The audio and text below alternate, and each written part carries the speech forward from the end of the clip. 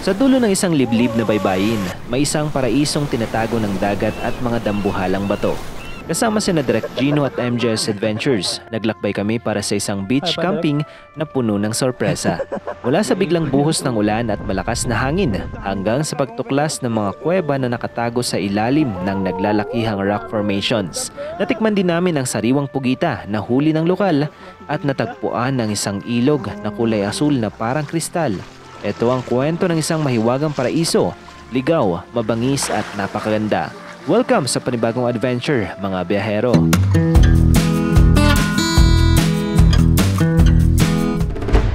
Alas 4 pa lang ng umaga bumiyahe na kami mula Baguio papuntang Pangasinan. Tahimik ang kalsada at malamig pa ang simoy ng hangin. Nadanan namin ng isang gulayan kaya bumili muna kami ng sariwang broccoli. Fresh na fresh galing sa bukid. Kalma lang, ante. Pag may 1 kilo nga talit, ante. Nasurok. Puray duwa lang na sakalan. Yan, sige ante. Pagdating sa La Union, tumigil kami para magagahan bago magpatuloy sa biyahe.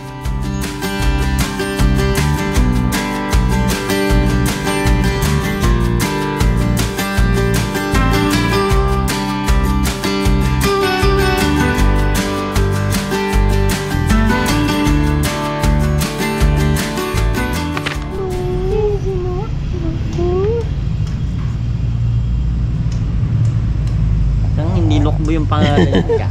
Ha? Hindi Lokbo yung pangalan niya. Lokbo. Lokbo. Team Itik to eh. Ito ata yun. Hindi. Ay, hindi ba? Kwak kwak kwak. Itik. Sama ka? Sama ka? Sama ka? Sino ito? Aso na to? Ito nga pala kami magkikita-kita sa bahay nila Direk Gino. Sasakyan ang gamit namin ngayon, kaya iiwan muna namin ang mga motor dito. Dumaan pa kami sa palengke para mamili ng iba pang kakailanganin sa camping. Pagkatapos tuloy muli sa biyahe. May nadaanan pa kaming baha. High tide siguro kaya umabot hanggang kalsada.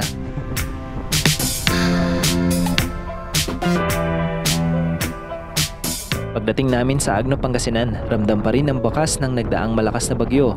Nabuwal ang maraming puno, wasak ang ilang bahay at nagkalat ang mga yero at bubong sa kalsada.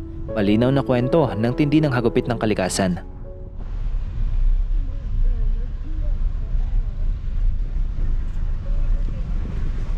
Maya-maya narating namin ang pamilihang bayan ng Agno. May kailangan pa daw bilhin si MJS Adventures kaya tumigil muna kami. Kaya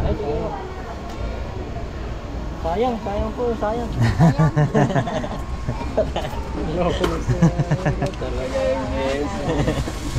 Siyempre bumili na rin kami ng merienda para may baon sa biyahe. parang masarap to. Banana bread ba to? Magkano po?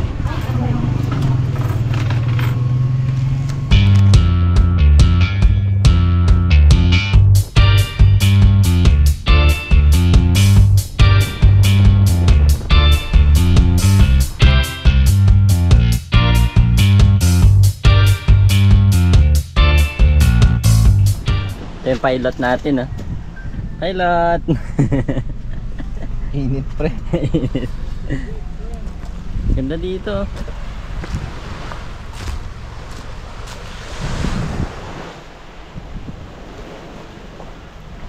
Hapon na nang makarating kami sa spot. Dito namin iiwan ng sasakyan sa gilid ng kalsada. Bago magpatuloy, nagpaalam muna kami sa isang lokal. Gaya ng nakasanayan namin sa mga raw spots. Mas panatag kasi kapag may basbas ng taga rito. Pagkatapos binaba na namin ang mga gamit. Ayaw na namin bumalik para maghakot, kaya ginawa na lang namin ng paraan na madala lahat ng isang bagsakan. Direct bushcraft. Pati sa pagbibitbit na parang baboy na doon natin. Yan, dahil kulang kami ng tao. Ayun. Hindi kasi sumama si Bert eh.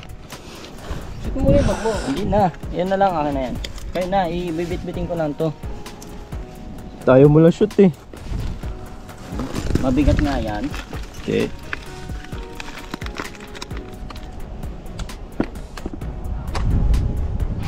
Tamad ka talaga, ang dami mong diskarte na iisip. Man, antayin ka na lang namin dito. Una ka na, harap balikan mo kami. Malayo ba ito, Direk? Oo, malayo. Nakita ko kanina eh. Parang pagbabalik ka, abutin ka ng hapon. Ha? Alright. Okay, let's go. Wala pala eh.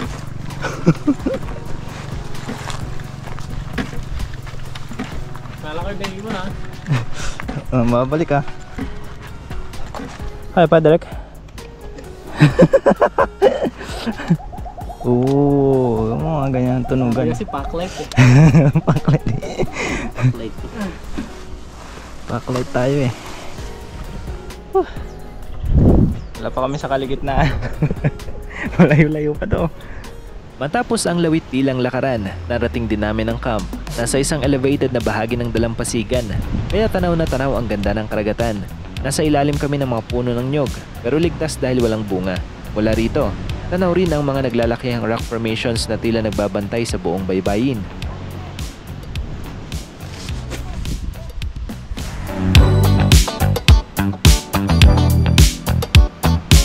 Ayan, so pangalawang beses na natin gagamitin itong ating toe mount tent.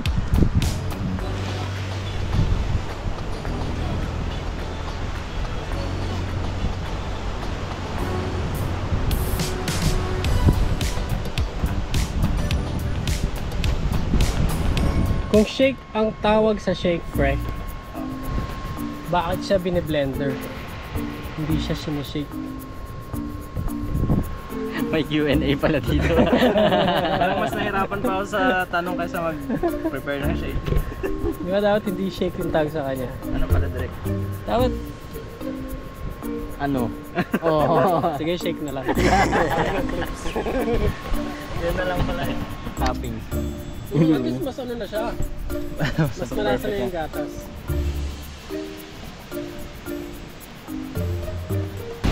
May itlog kaming dala-dala kanina na basag dun sa tray. So, luto na lang natin yun sa lunch. Pag pinagpabukas pa yung baho na yan. Baho na. Pagkatapos naming magmerienda ng mango shake, kanya-kanya naman kaming toka sa pagluluto para sa tanghalian. Tahimik at masaya ang paligid hanggang sa hindi pa man kami natatapos magluto. Biglang may nangyari. Lakas ng hangin mga pero kailangan natin i-secure itong tarp natin. Bigla tayong ulanin mamaya.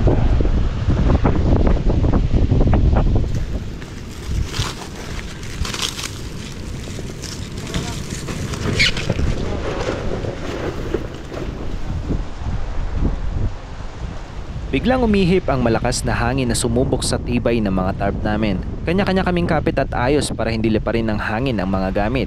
At hindi pa man kami nakakahinga. Bumuhos naman ang malakas na ulan. Wala kaming nagawa kundi magtulong-tulong para manatiling matatag ang kampo. Naipon yung tubig. Kuha ko ng lalagyan. Sa wakas tumigil din ang ulan. Pudyat na oras na para magtanghalian. Kanya-kanyang pwesto, kanya-kanyang ulam, pero sa huli, lahat pinagsaluhan. Kasama ang mga kaibigan, kwento'y walang hanggan, tamang tawanan at kulitan sa gitna ng kalikasan. Rhymes.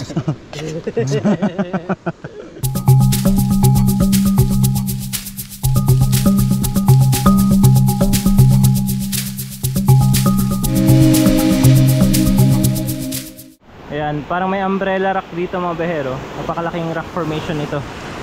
Tapos dito sa ilalim, pwede tayong pumasok para makarating tayo dun sa kabila. Ayan, ganda mga behero. Ito yung itsura niya sa loob. Papasukin natin to.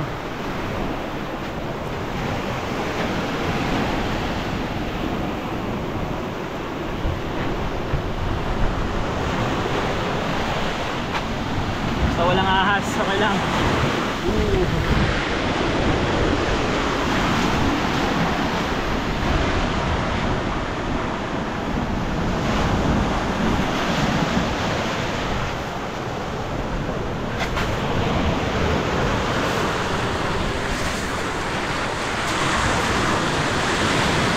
Alright, nandito na tayo.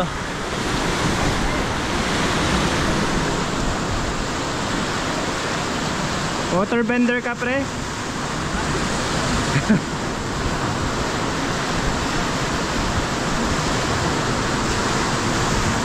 Grabe mga pero merong kuweba dito. Oh. Ang daming crab.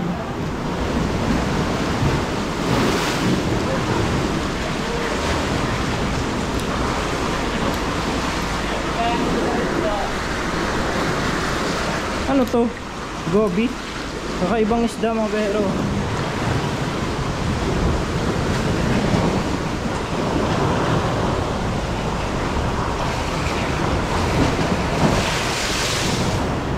Kuhakunta lang ka. Makakain ba to?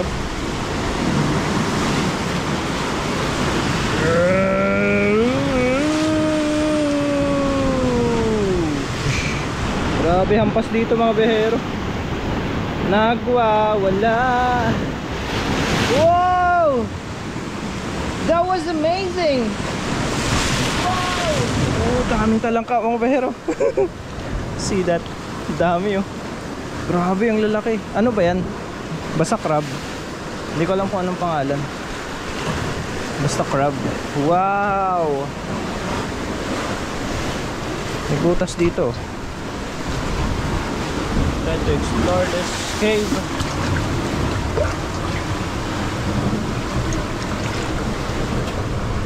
Ano yun? Ang dami.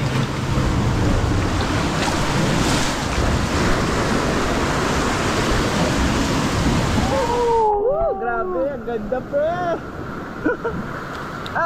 Gumagalaw.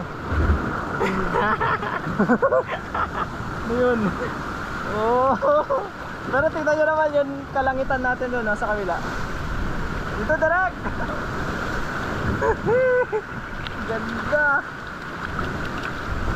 Tingnan nyo sunset na sunset. Pre, pakita mo yung sunset. Wow. Wala na.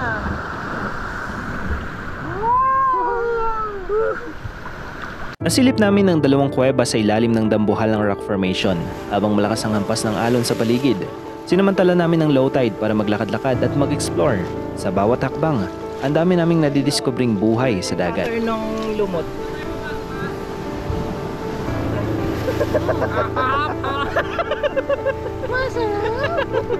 Iba't ibang isda at limang dagat na para bang ipinapakita sa amin ang hiwaga ng karagatan.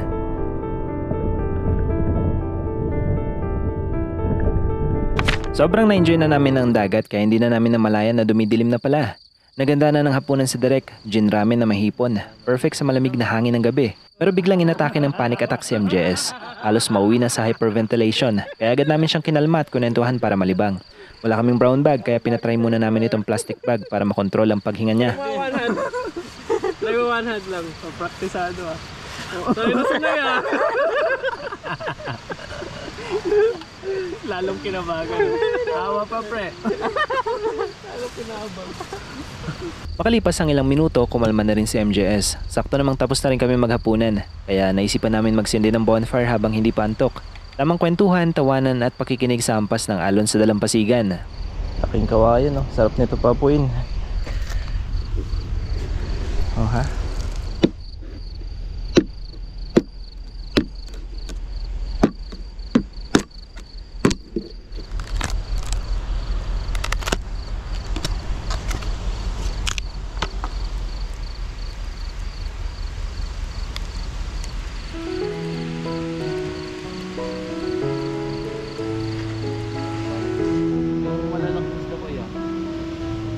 Bakit kailangan nyo subisin? Siyempre ko yan, hindi naman sila sa malalim, mga pinadip pa. Papanain din? Parang yung ganun lang. Siyempre, ganun. Oo, pero compressor kasi malalim. Yung mga surahan yung nahuli nila. Pinamagahan may lumapit sa amin na lokal habang naghahanda kami ng almusal. Kwento niya binabantayan daw niya yung tito niya na sumisisid para manghuli ng pugita. Ikwento rin niya kung paano sila namumuhay sa tabing dagat. Binigay ko na rin sa kanya yung baon naming broccoli kasi hindi rin naman namin kayang ubusin sa dami ng dala naming pagkain. Mas magagamit pa nila yon kaysa masayang.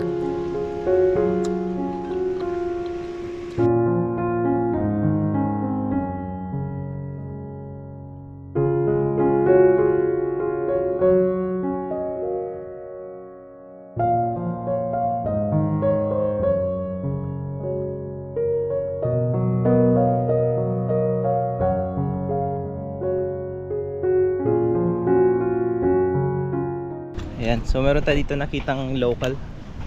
Mahuli siya ng pugita eh.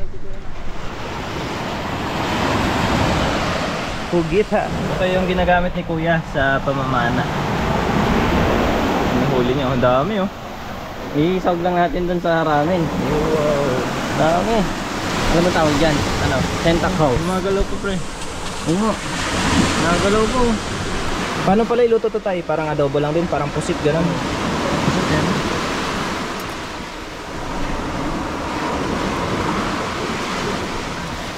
May ikon pa siya. Oh. Uy, napapalit pa siya ng kulay. Oo, ano. Madali nyo lang silang makita sa tubig. Kahit nagpapalit silang kulay. Ito tayo. pa, pre. Bumili kami ng isang pirasong pugita kay tatay para matikman. Sobrang fresh dahil halos 2 oras pa lang siyang nanguhuli. At sabi niya dadalhin pa raw niya ito sa bayan para ibenta. First time ko magluto ng ganito kaya medyo clueless pa ako kung paano. Pero dahil vlogger tayo, kunwari magaling tayo magluto sa camera. Pinakulaan ko muna para mas madaling hiwain at para lumambot. Ang problema, wala kaming dalang maraming tubig kaya hindi ko rin mapakuluan ng matagal. Kaya agad ko na lang itong hinango.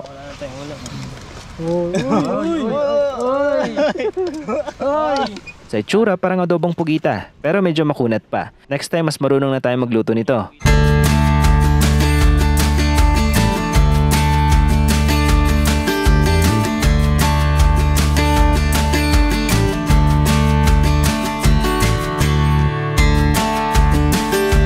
Pagkatapos kumain, nag-impake na rin kami. Nagpaalam at nagpasalamat kay Kuya Rinante, ang lokal na nagbantay sa sasakyan namin magdamag. Dahil sobrang init ng panahon, naisip naming maghanap ng ilog na pwedeng liguan. Ang hindi namin alam, mapapadpad pala kami sa isa na namang lihim na paraiso. Yan, so bago tayo umuwi, dadaan muna tayo ng ilog para magbanlaw. Napakainit ng panahon dito sa Pangasinan. Ayun, solid.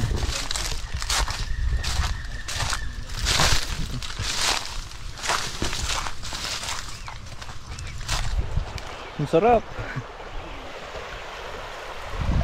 Oh, may cobra. Uy, ingat ka cobra. Ayaw nga eh. Kung ano lang, nakataging cobra ko. Wow! Found the spot. Ang sarap dyan oh, maligo. Grabe, ganda. Ito ang nagagawa kapag nag-explore. May mga nahahanap na mga raw spot. Kagaya nito. Wow, this is the spot. Ganda. Wow. Ayos mga behero. Wow.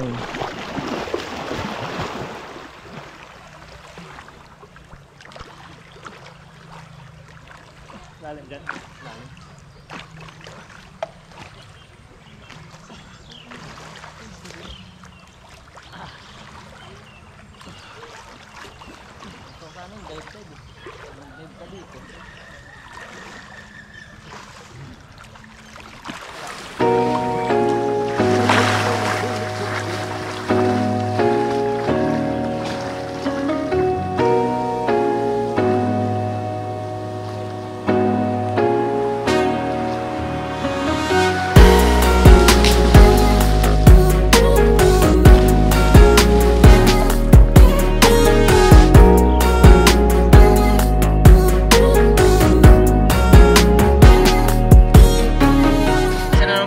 Spot ng ating natuklasan ng behero sa pamamagitan lang ng mapa. So kung gusto niyo mga ganitong klase ng spot, sama lang kayo sa mga susunod nating adventures. Marami pa tayong mga pupuntahan na katulad nito. So maraming salamat pala mga behero sa mga sumusuporta, sa walang sawang nanonood ng ating mga videos, sa mga silent viewers natin, sa mga nanonood abroad, sa lahat ng nandiyan ng mga behero. Maraming salamat. At see you sa mga susunod nating adventures. As always mga behero, God bless and peace out! Woo!